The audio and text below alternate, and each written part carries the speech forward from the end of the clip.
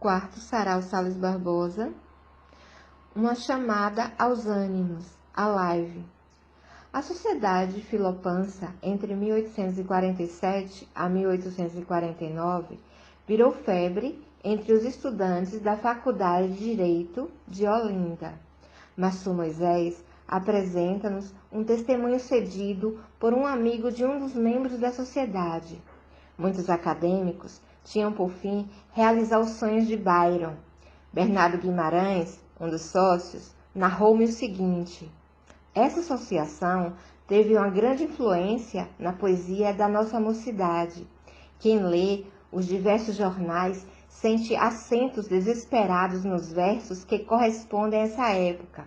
Nos cemitérios ou nas repúblicas de estudantes, organizavam ceias escolásticas e libações, em que eram improvisados bestialógicos discursos estapafúrdios em prosa e verso, enquanto bebiam conhaques em crânios, bem ao estilo hamletiano.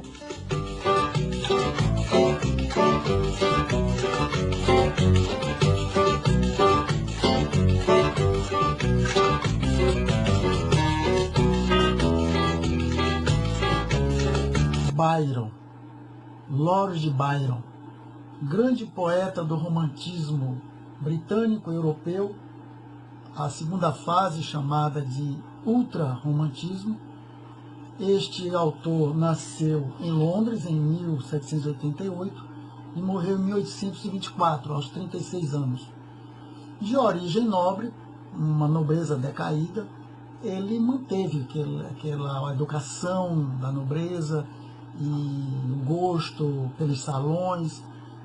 E ao fazer parte da segunda geração romântica, o chamado romantismo gótico, ele se transformou numa referência, num grande poeta com os temas desse romantismo gótico, né, do mal do século, o ultrarromantismo, ou seja, aquele sentimento de exagero diante das coisas, o sentimentalismo, a ideia de sofrimento, do amor impossível, inatingível, a idealização, o escapismo do sonho, a questão da morte, não é?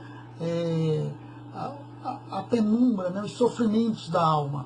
Então, essa literatura marcou muito essa geração. E no Brasil influenciou exatamente a segunda geração romântica, a chamada geração byroniana. Não é? Álvares de Azevedo, por exemplo, né? É um grande poeta brasileiro influenciado por Byron. A sua Lira dos 20 anos tem muitas marcas de Byron. O próprio Castro Alves também, na sua primeira obra, Espumas Flutuantes, tem muitas marcas de Byron. Inclusive, Castro Alves traduziu Byron, né? Eu vou ler aqui um trechinho do poema Uma Taça Feita de um Crânio Humano. Não recues, de mim não foi-se o espírito, em mim verás, pobre caveira fria, único crânio que ao invés dos vivos só derrama alegria. E também num poema a Inês, qual foi esse pior? Não me perguntes, não pesquises porque é que consterno. Sorri, não sofras risco em desvendar o coração de um homem, dentro é um inferno. Então esse pessimismo, essa visão do ser humano como alguém falso, hipócrita, marca também o espírito desse ultrarromantismo. E o sonho de Byron, né? É um poema em que ele fala de um sonho. Esse poema influenciou muitos poemas no mundo dos românticos, né? E num trecho ele diz assim: eu tive um sonho que não era em todo um sonho. O sol esplêndido extinguia-se e as estrelas vagueavam escuras pelo espaço eterno.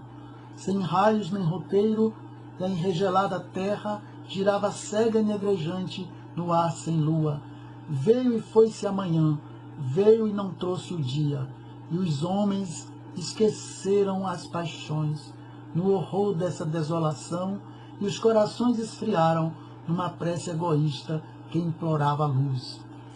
Realmente é uma poesia carregada, né, de uma aura de sofrimento, de egotismo, de não aceitação do mundo como ele é. Esta é a fase do mal do século, do sofrimento agudo e crônico dos poetas românticos. E Byron é um símbolo desse romantismo egótico.